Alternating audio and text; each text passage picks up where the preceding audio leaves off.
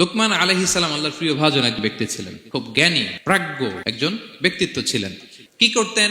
বেশিরভাগ তাফসিরে এসেছে তিনি মেষ পালক ছিলেন এবং তিনি দাস ছিলেন, মুক্ত জীবন তার ছিল না। তিনি একজন মনিবের আন্ডারে তার ছাগলগুলো মরুভূমিতে যেয়ে কি করতেন? চড়াতেন। মজার ব্যাপার হচ্ছে, সারাদিন ছাগল চড়িয়ে আসার পরে লোকমান যখন বাসায় ফিরে আসতো, তখন এলাকার লোকজন সবাই লোকমানের কাছে জড়ো হতো, আর উনি তাদেরকে তার প্রজ্ঞা, তার বিজ্ঞচিত কথাগুলো শেয়ার করতেন, শোনাতেন, এগুলো বলতেন।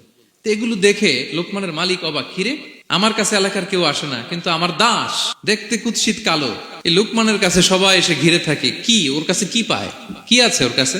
তো শ্রোতাদের কয়েকজনকে ডেকে বললো ঘটনা কি। তো তারা বললো, আপনার দাস লোকমান, এটা সে সাধারণ কোনো মানুষ নয়, সে অসাধারণ মানুষ, সে এমন কথা বলে এগুলো শুনলে জীবন পাল্টে যায়। মালিক বলে, ঘটনা কি? আমি ওর মালিক, কই কোনোদিন তো এরকম ওর সাথে কোনো কনভারসেশনে যাই নাই, কথা হয় নাই, আমি তো শুনি নাই, দেখি আজকে চেক করে দেখি। তো আজকে সন্ধ্যাবেলায় ফিরছে, উনি বলতেছে, ইয়া লোকমান, একটা ছাগল জবাই করো, এবার এই ছাগলের সবচেয়ে শ্রেষ্ঠ দুইটা অঙ্গ কেটে নিয়ে আসো, যাও। লোকমান যে ছাগল জবাই করে, ছাগলের জিহ্বাটা আর কলব, হার্ট, এই দুইটা কেটে নিয়ে আসছে, বলতেছে এই দুইটা শ্রেষ্ঠ।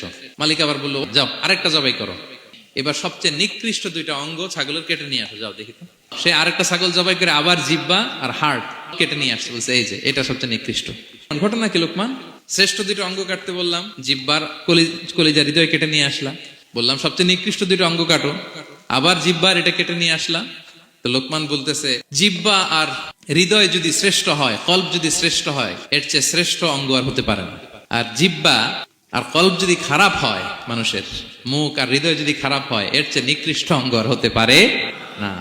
মালিক অবাক হয়ে গেল, বলতেছে তাই তো লোকমান, আসলেই তুমি অনেক প্রাজ্ঞ, অনেক বিজ্ঞ, যাও, তোমাকে আমি আর এই বন্দিত্বের মধ্যে আটকে রাখতে চাই না, তোমাকে আমি এই ভালো কথাগুলো গণমানুষের কাছে পৌঁছে দেওয়ার জন্য আজ থেকে তোমাকে লোকমান আমি আজাদ করে দিলাম।